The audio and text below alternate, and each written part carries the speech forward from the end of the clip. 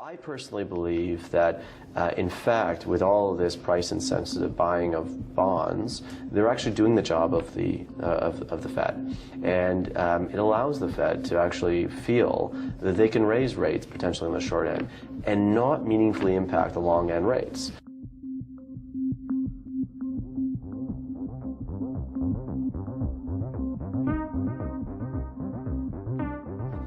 Happy 2015, and welcome to this edition of Advisor Analyst Insiders.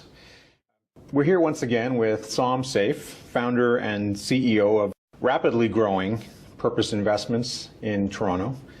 Som, thank you very much for joining us today to share your outlook for 2015.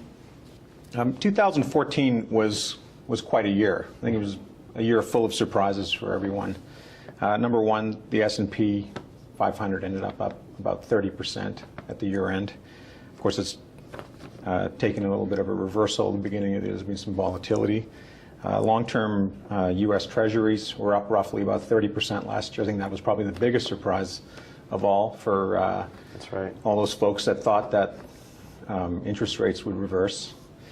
Oil prices have crashed, and now copper following very sharply in the beginning of the year.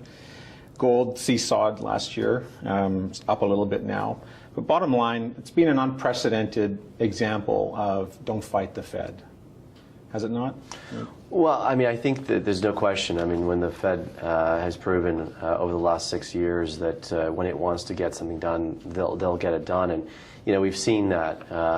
But I think it's just, I think more than anything else, I think we're seeing significant amounts of volatility in asset classes and unique outcomes that no one, to some degree, could have predicted. Now, I say that because not many people are very good at predicting, but I'd say it in the sense that it's very difficult to assume that the equity markets in the U.S. would be up significantly, that the interest rates on the 10-year government bonds would be down where they are today. But it's also not impossible. When you actually look at the returns and what the fundamentals have driven all these, it kind of makes sense. And when you think about both of the facts, the equity markets, so let's just talk about equity market returns.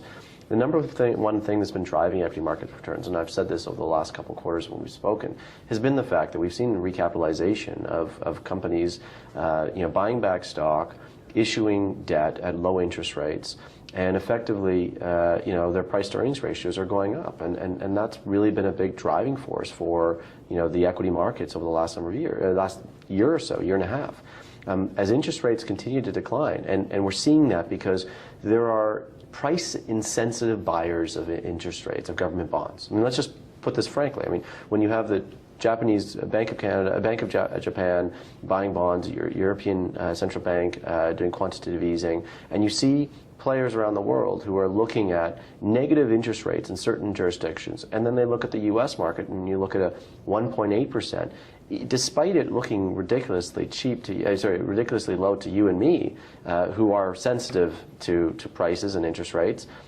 For other people, they're looking at it on a relative basis. Where are you going to park your capital? And so these price-insensitive buyers continue to drive down the government of the U.S. government bonds, and I think you're going to continue to see that for some time.